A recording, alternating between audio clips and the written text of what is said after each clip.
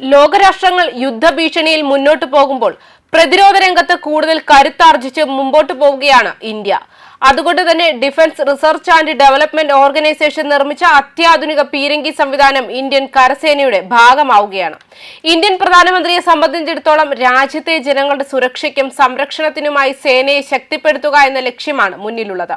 India Pak ആക്രമണം അവസാനിച്ചെങ്കിലും ഇന്ത്യക്ക് തിരിച്ചടി നൽകാനും ഇന്ത്യയെ പ്രകോപിപ്പിക്കുന്ന രീതിയിൽ കാര്യങ്ങൾ കൊണ്ടുപോവുകയുമാണ് പാകിസ്ഥാൻ.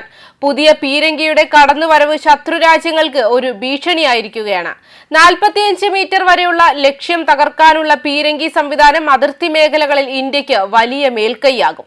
ഇതിലൂടെ പാകിസ്ഥാന് മറ്റൊരു മുന്നറിയിപ്പ് കൂടി ഇന്ത്യ നൽകുകയാണ്. പടിഞ്ഞാറൻ അതിർത്തി മേഖലകളിൽ ഇന്ത്യൻ കരസേനയ്ക്ക് കരുത്താകാനെത്തുകയാണ് മൗണ്ടഡ് ഗൺ സംവിധാനം. ഇന്ത്യയുടെ പ്രതിരോധ നവീകരണത്തിൽ കുതിച്ചുചാട്ടം എന്നാണ് മൗണ്ടഡ് ഗൺ സംവിധാനത്തെ വിശേഷിപ്പിക്കുന്നത്. ട്രക്കിൽ സ്ഥാപിച്ചിരിക്കുന്ന ഈ പീരങ്കി സംവിധാനത്തെ അതിർത്തി മേഖലയിൽ എവിടേക്കും വേഗത്തിൽ എത്തിക്കാനാകും. 45 കിലോമീറ്ററാണ് ആക്രമണ പരിധി. 1 മിനിറ്റിൽ 6 റൗണ്ട് വെടിവെക്കാം. 85 സെക്കൻഡുകൾ കൊണ്ട് പ്രവർത്തന സജ്ജമാക്കുന്നതാണ് മൗണ്ടഡ് ഗൺ. ആയുധ സംവിധാനത്തിന്റെ 80% തദ്ദേശീയമായി വികസിപ്പിച്ചവയാണ്. പടിഞ്ഞാറൻ അതിർത്തികളിൽ മരുഭൂമിയിലും പർവ്വത പ്രദേശങ്ങളിലടക്കം സ്ഥാപിച്ച് ശത്രുപാളയത്തിലേക്ക് ആക്രമണം നടത്താൻ ഉതകുന്ന വിധത്തിലാണ് നിർമ്മിച്ചിരിക്കുന്നത്. ട്രെയിനിലോ C-17 യുദ്ധവിമാനത്തിലോ ഒരു സ്ഥലത്ത് നിന്ന് മറ്റൊരു സ്ഥലത്തേക്ക് ഈ സംവിധാനത്തെ കൊണ്ടുപോകാനാകും. 2.5 വർഷം കൊണ്ട് DRDO വികസിപ്പിച്ച പീരങ്കി സംവിധാനത്തിന് 6,900 കോടി രൂപയാണ് ചിലവ്. ഓപ്പറേഷൻ സിന്ദൂറിൽ ഇന്ത്യ നിയന്ത്രണ രേഖയിലെ പാകിസ്ഥാൻ പോസ്റ്റുകളിലും ബങ്കറുകളിലും നാശനഷ്ടങ്ങൾ വരുത്തിയത് പീരങ്കികൾ ഉപയോഗിച്ച് ശക്തമായ തിരിച്ചടി നൽകിയാണ്. ഇവ നവീകരിക്കുന്നത് കരയുദ്ധത്തിനുള്ള സൈന്യത്തിന്റെ ശേഷിക്ക് കൂടുതൽ കരുത്താകും. അതുമാത്രമല്ല, റഷ്യയിൽ നിന്ന് 5ാം തലമുറ യുദ്ധവിമാനമായ Su-57 വാങ്ങുന്നതിനെ പറ്റി ഇന്ത്യ ആലോചിക്കുന്നുമുണ്ട്.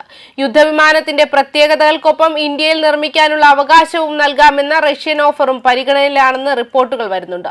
യുദ്ധവിമാന ഇടപാടിന്റെ കാര്യത്തിൽ ഈ വർഷം അവസാനം റഷ്യൻ പ്രസിഡന്റ് വ്ളാഡിമിർ പുടിന്റെ ഇന്ത്യ സന്ദർശന വേളയിൽ തീരുമാനമുണ്ടായേക്കും. നിലവിൽ ഇന്ത്യൻ വ്യോമസേന വലിയ തോതിൽ യുദ്ധവിമാനങ്ങളുടെ കുറവ് അനുഭവിക്കുന്നുണ്ട്.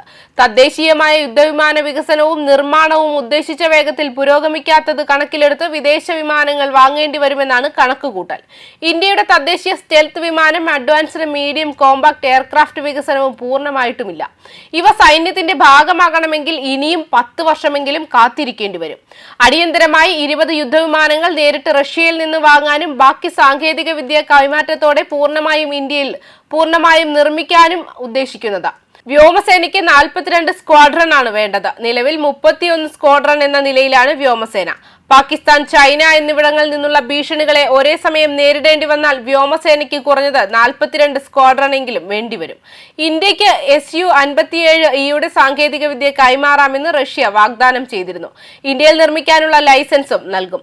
അങ്ങനെയെങ്കിൽ മഹാരാഷ്ട്രയിലെ നാസിക്കിലുള്ള Su-30 MKI നിർമ്മാണ കേന്ദ്രത്തിൽ വെച്ച് Su-57 നിർമ്മിക്കാനാകും. ഇതിനൊപ്പം യുദ്ധവിമാനത്തിന്റെ മുഴുവൻ സോഴ്സ് കോഡും നൽകാമെന്നാണ് റഷ്യ അറിയിച്ചിരിക്കുന്നത്.